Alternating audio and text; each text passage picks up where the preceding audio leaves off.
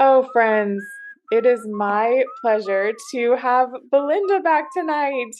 If you guys remember, she's been on before talking about Saint Gertrude the Great, and we have something to celebrate today.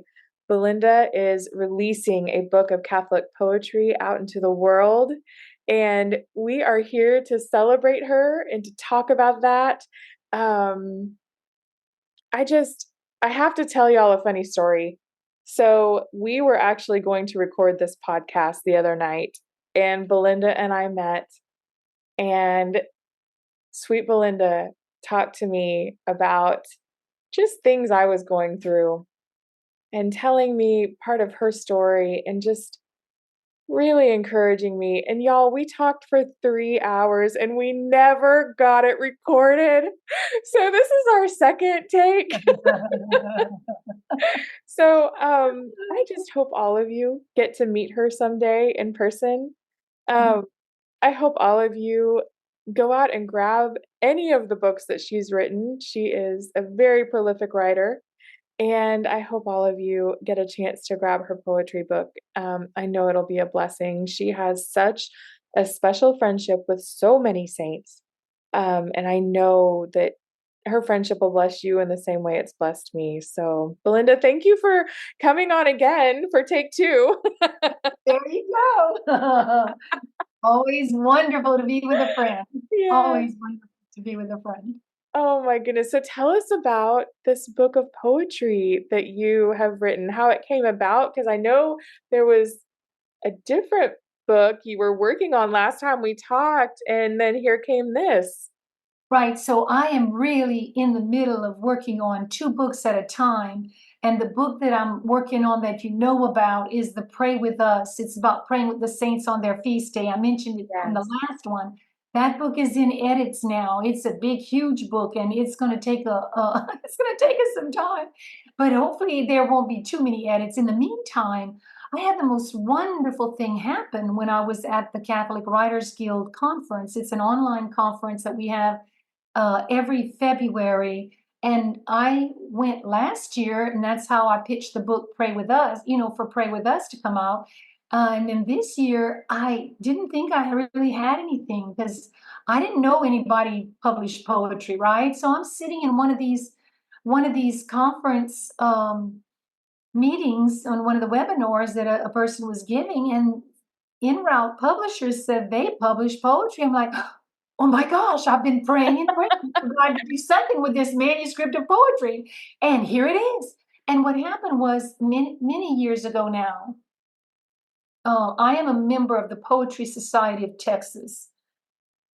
And at that time in my life, when I was homeschooling my children, my girls, Jacinta, Joy, and Gianna were participating in the PST, the Poetry Society of Texas, entering the contest for children, right?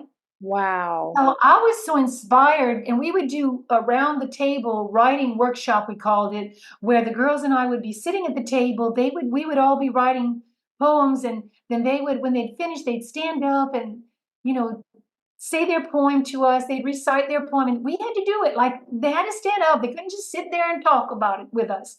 They stood up, they recited their poem, and then we would say, "Oh my, I love that," or "Oh, that word over there that just doesn't quite fit. Is there another thing you could put there?" That we try, right? Oh, that's perfect. Like, and so it was sort of like we were workshopping everybody's poetry. I And love mostly we that. were writing. I mean, I was busy taking care of my younger child, so I wasn't really getting to write as much with them as I would have wanted. But what happened was PST had a contest for adults that I learned about, because my children were entering, and it was a chapbook contest. So you had to do 40 poems and you had to send it in, and oh my gosh, I'm like right at the deadline. So here I am. I've always loved to write poetry. That was, I guess, since I was a very little girl, what I started writing with, just I love rhyming. I would even make up poems for my children just like on the spot. Now that doesn't mean that I am versed as in I have gone to college or I've taken all these poetry courses or whatever. I just love to do it and I love to rhyme. So all these years I've been kind of doing poetry with my children. And now there's this chapbook contest. So I enter, and I didn't place or anything. I mean, I'm up against poets who are, that's what they're doing. They're not homeschooling their children, they're writing poetry and they're learning how to write it correctly. And so Yes. it was all good. But I had this manuscript sitting there. So last year, one of the Catholic Writers Guild people told me about a contest. So this is Karen Ulo, who is like the chief editor with Chrism Press, which if you have not read any of the Chrism Press fiction books, oh my gosh, go to the website now. I'm Oh, coming back into loving fiction again because of Karen and Rhonda Ortiz and other people that I'm reading, and it's just so good. But anyway, Karen puts on the heartbeat for the Catholic Writers Guild that there's a contest with Wise Blood publishers, that they're doing this poetry contest. And I thought, oh, well, I could try to enter that chapbook. So um, I got it looked at by three different people. One who teaches poetry at Lone Star College, where I work as a I'm an adjunct professor of human yes, services there. So yes, I got one of our English professors, and then I got another person who's a member of the Poetry Society of Texas, and another person who's just studied poetry in college and is a member of the Catholic Writers Guild. And they loved the poems, and they thought I should stop with half of them. So and the last one that I put in the half was called The Cardinal, but I'm saving him for the next book of poetry because the one that I actually have, these 19 poems, they all kind of go together. They're looking at life, and they like one poem is titled Life, and then another one is like Spiritual Pondering. Then a third poem, My Destiny. A fourth poem on being the best I can be. And then another one, Dreams. And another one, Searching for Happiness, on being beautiful, on being a child of God.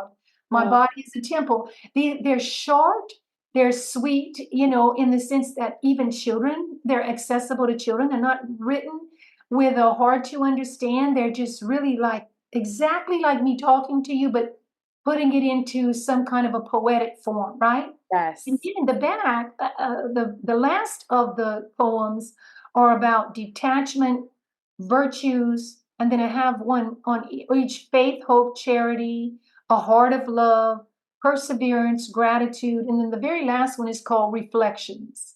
So the whole book is all about looking at life from a Catholic Christian viewpoint, or just a viewpoint of wonder if you don't have faith. I Mm, mean, I've got on being a child of God. I hope people will come to faith, but it's accessible to anybody. So here I am. I've got this. I entered the Wise Blood competition, and oh, didn't do anything there either, because guess what? It's not the kind of poetry that they feature.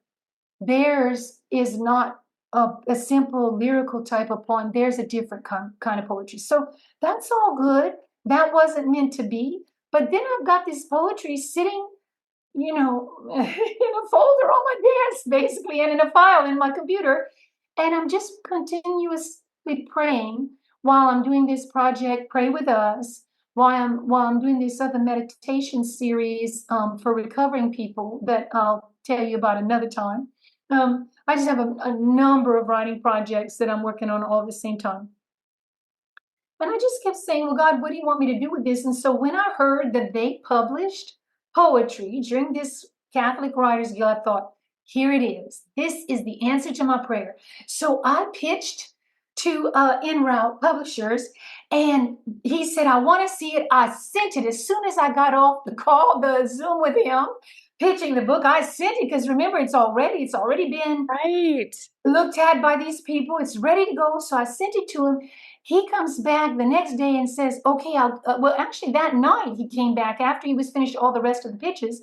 And he said, okay, I'll get back with you tomorrow. I've got it. Tomorrow, he says, I want to do it. We've got a contract done in the next 3 or 4 days. This is all in the last 5 to 6 weeks.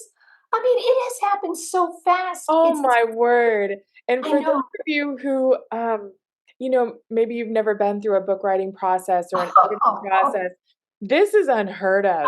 It It's unheard of. never goes this quickly. I mean, just giving someone an outline and a couple chapters, it can take weeks to hear back, and you start to wonder, is it still there? Or are we still and no, yeah, for it to happen this quickly, I'm so excited for you because that is absolutely the Holy Spirit plowing forward. Exactly. And the fact that it wasn't stressful because all the stress had been done for something else. The very first chapel contest Absolutely. with PST where I was rushing to get these Yep. out. And then the next contest where I was trying to get people to respond to me about what they thought about the poems.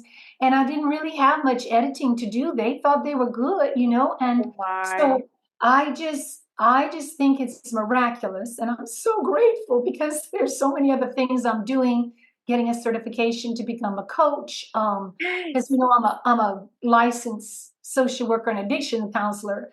But what I want to do is instead of going backwards to the person's past and be in their pain, I want to go forward with them into their dreams and hopes. So if they want to write books or they want to do certain things, I can help them set goals. It's what I'm really good at. So I'm doing all that at the same time that I'm trying to get all these books published and I'm still teaching. So I'm like, okay, Lord, I think I'm a little overextended over here. Oh my goodness. Yes, but I'm laughing because it's like tomorrow, it's like the feast day of the person as I'm releasing this book is Saint Expeditus, and his feast day, he is about expeditious solutions to situations, right? And so it's like, Yes.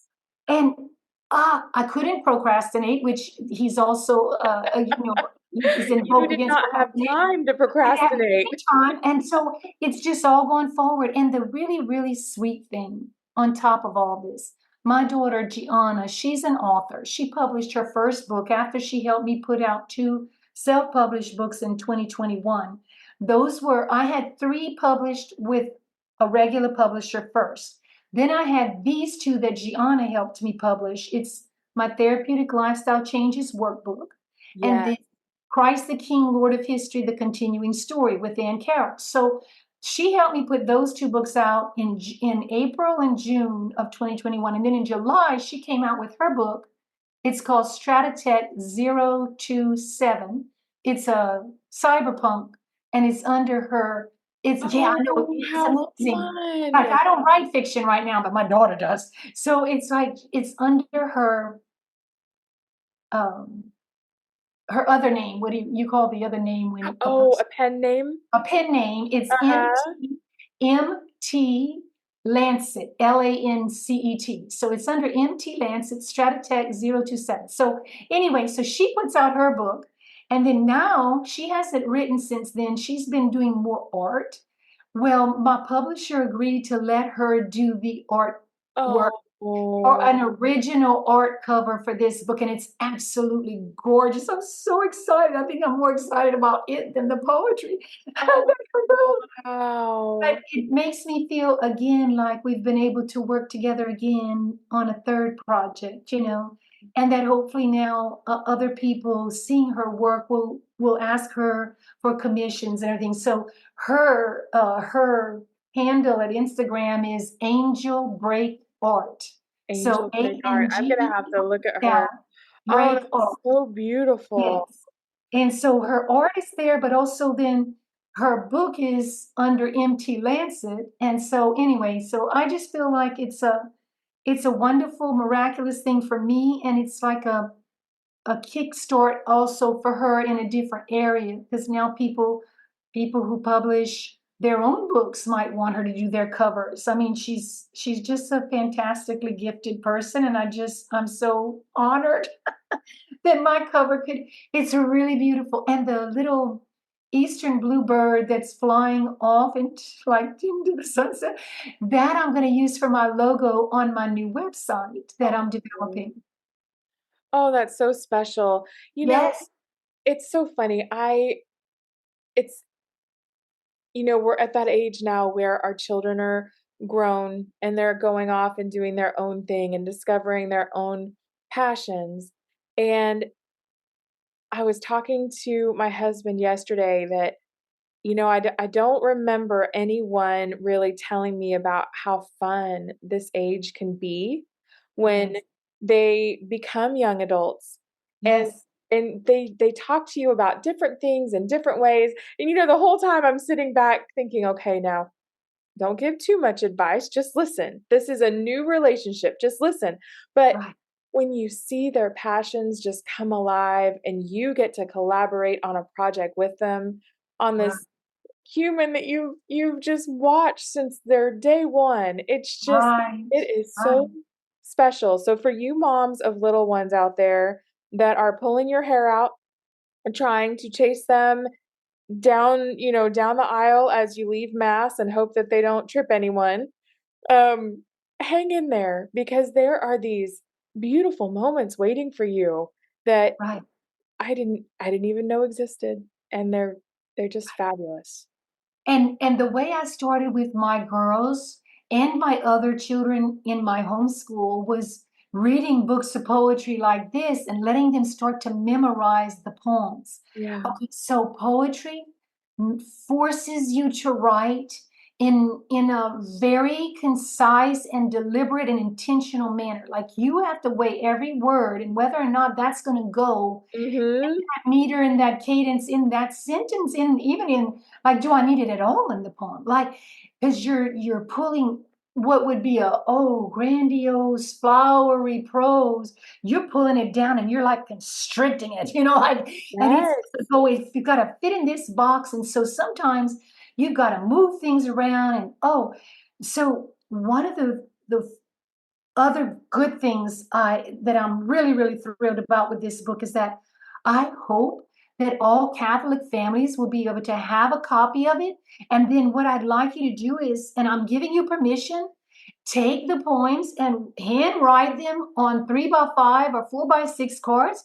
Give them to your children so they can come and sit in with the book, but they can also learn through going through the cards. They can learn these poems because the more you learn poetry, the better writer you're going to be, especially at a young age. So Robert Louis Stevenson wrote a fantastic book called A Child's Garden of Verses. I mean, I use that all the time with my children. And that's why when we got to the age where they could enter the Poetry Society contest, that's why they were winning. Because they weren't reading my poetry. I didn't have any really to put out then for them. They were reading the best. I mean, but he is amazing. And so they were learning these poems. Sometimes it was a little 2-line poem. Sometimes it was a 4-line poem. And then as they got used to learning 2 lines, then 4 lines, we'd go up to 6-line poems. And then he'd have maybe 3 paragraphs. Well, that's 2, 4, 6, 8, 10, 12. That's about 12 lines of poems in his 3 paragraphs, right? So now they're learning that, hey, in a week I can probably learn these 2 lines or at least 1 line. I can recite that 1 line by the end of the week to my mom or to my siblings, right? And then they just keep learning and learning. So it's real good for memorization. It's real good for writing skills in the future. If you can write poetry, you can pretty much do anything with writing because it's harder to write poetry really than regular prose. Well, it's my first year of homeschooling, and I'm homeschooling my 7th grader. And when you sent me a copy of some of the poems to read, I thought, you know what? I'm going to read these at bedtime with my Good. 7th grader, my now 9-year-old, and now 7-year-old. And I read one and I thought, gosh, I wonder if they can figure out which saint this is about. I wonder, I wonder if it's Oh, gonna click yes. Yes. which one this is about. And I just kind of wanted to see.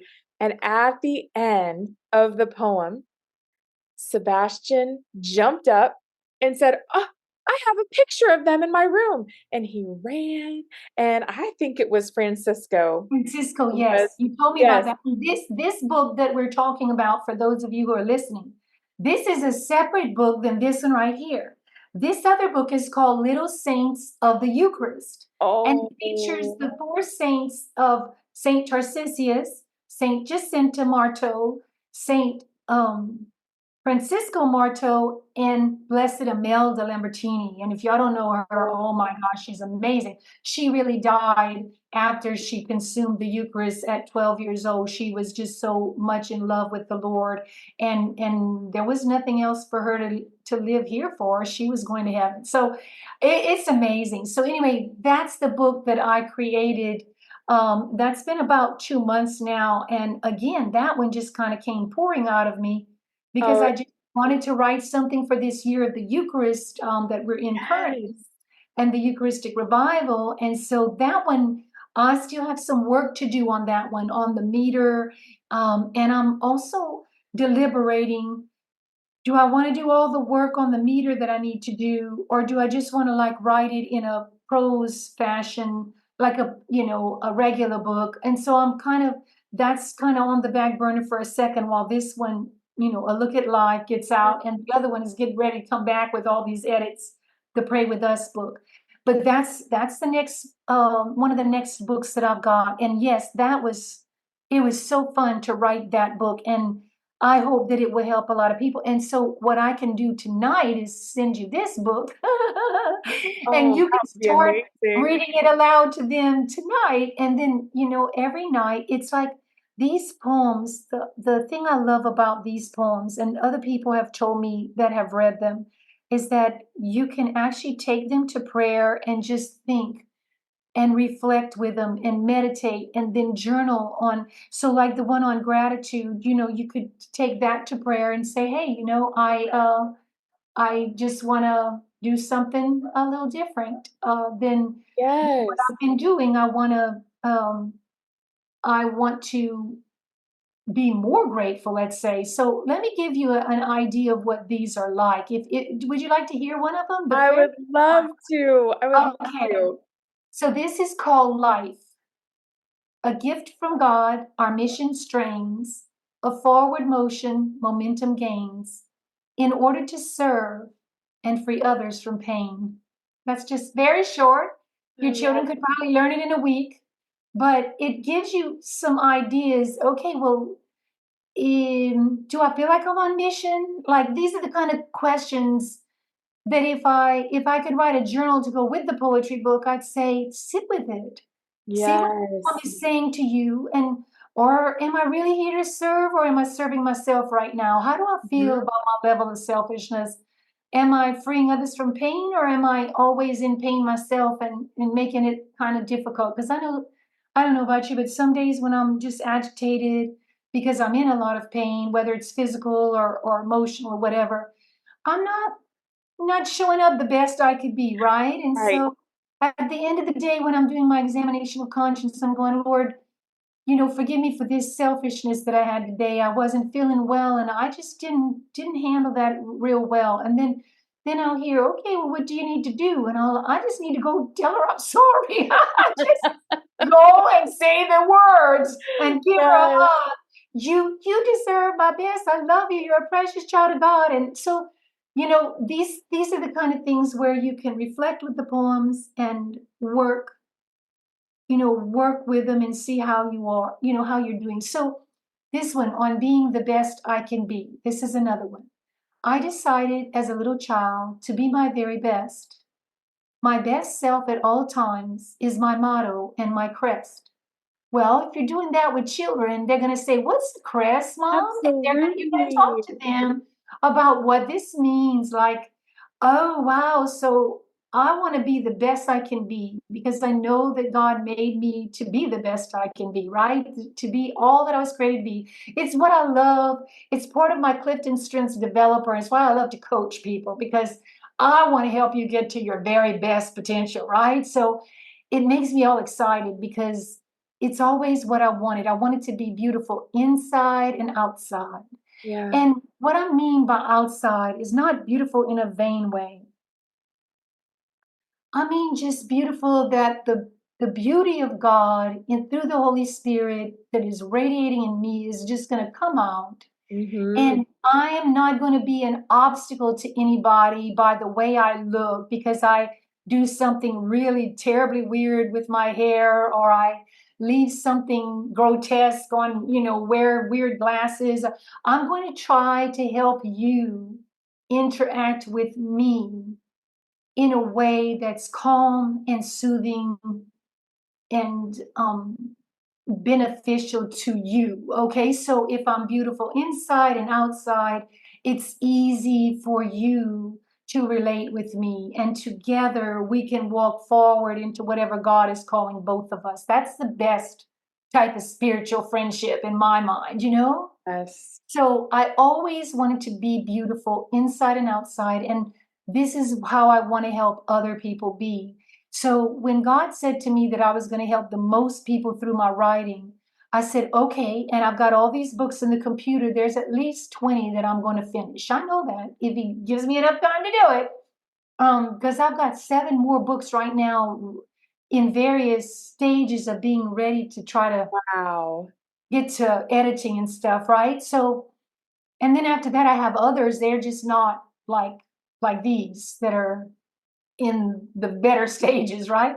And so I know that I'm supposed to write. And so what goes with writing? Well, I'm teaching right now, but I'd also like to move into more into coaching so that it's easier for me to write and coach. That feels like a good give and flow. I don't have so much preparation for a coaching session because I'm with the person in that moment. They fill out a little prep form and then they come to me and we coach, but I'm with them in the moment and we're going forward. So I feel like if I could do these two things together with any speaking events here and there that I have to go to and any teaching that I'm doing on the side, I think I'll be able to get these books out the way I'm supposed to.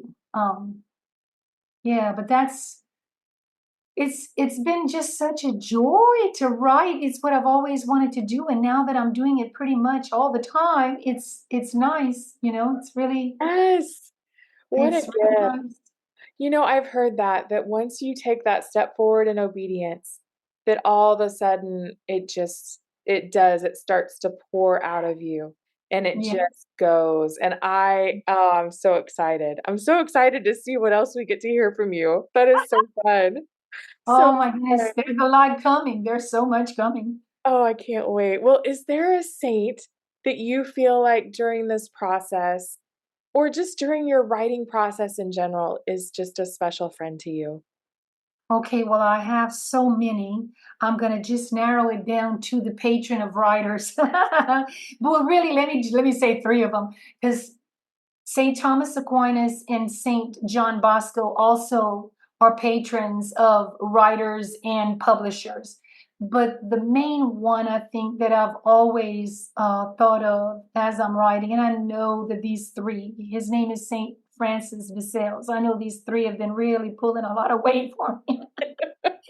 But when I wrote, there's another book that is just sitting, like I said, on my desk and in my computer, and it's called Praying with the Doctors of the Church. Oh, And I know that there's a time for that book. I wrote that summer before last. So if we're in 24, that would have been in 2022. Okay, so I wrote it in the summer of 2022, and that's the book I thought I would publish first. But then this other one with all the saints, the Pray With Us book, is the one that's going to probably come out before it. But when I was working on that book, I was praying to and with all those doctors of the church, and I could literally feel their presence when I was writing that book. And now I just feel like they're all I call them all my patrons, I claim them. This is something that people don't know. Even if you weren't given a saint name, like Belinda is not a saint name, Gail, my middle name, is not a saint name. Mary, my confirmation name, is a saint name after Mother Mary. But I can claim anybody I want. So absolutely. whereas my children, Gianna, Teresa, Catherine, Jacinta, Mooney, like she's got 4 that, but she also claims all the Johns, which Gianna is a derivative for. Oh, I love So that. now I'm claiming all the doctors. I'm claiming pretty much every saint I've ever written about, which are now at least 365, and I researched a lot more because there are a lot of saints on every day, right? So Mhm. for this Pray with This Saint, Pray With Us book, I'm doing 365 days, a saint a day, right? And so I have all these patrons, but I feel like consistently, I know that St. Francis de Sales and St. Thomas Aquinas and St. John Bosco have been praying for my writing, along with all these other people that I love now. So I've got a lot of big powerhouses up there now praying for me, and Absolutely. I can feel it, and oh, every time I get to this book, Pray With Us, it's like you can't imagine the deep peace that I'm feeling when I'm doing it. It's absolutely amazing. So I know it's going to help a lot of children and families and people with their prayer times. And then I'm hoping that my poetry will help you in your prayer time, and this will be out now, so you can get it for gifts. It's going to make really nice first communion gifts, Yes. confirmation gifts, graduation, birthday, just whatever. Just I love you, and I'm thinking about you, or I want, I want you, I want to lift you up for like a get well card for spiritual bouquet or something. And so, because the first thing that the publisher said to me when I was pitching this book is he goes, "Well, Belinda, poetry is meant to be shared. I can see this being a great gift book." And I looked at him like, oh my gosh. I don't know why I hadn't thought of that, because I just thought about getting it out there so Yeah. that people could use it, for prayer time or whatever. But I didn't think about how it would be a great gift book. And now I'm like, that's absolutely the truth. That would make a great, it's going to be hardbound. It's Oh, I love that. small, and it's going to have just a beautiful, and the cover is gorgeous from Gianna. So I just think it's gonna help a lot of people, and they're gonna enjoy, and the children also, your grandchildren, your children, whoever that's a child, they would enjoy it too. You know, what I'm picturing for myself is once I buy a copy, I want to put it in my adoration bag. I love, I am still, I call myself in training for adoration. Um, Nice. I've been Catholic for at least 20 years now, but in adoration, my mind does wander. Somebody told me one time, imagine like you're training a little puppy. Don't get mad. Right, Don't yell at yourself. Just pick yourself up and put yourself right back where you are. Be present. But I right, love when I have books that just lift my mind up to heaven and refocus me on just sitting with him and sharing with right. him. And so I can't wait to get this and put this in my adoration bag and just enjoy. Gonna read him some poetry. Oh, yes, and he'll speak to you through the poems, because I Yeah. mean that's why I wrote them. Everything I write is supposed to be because and this is how I feel. It's supposed to help people.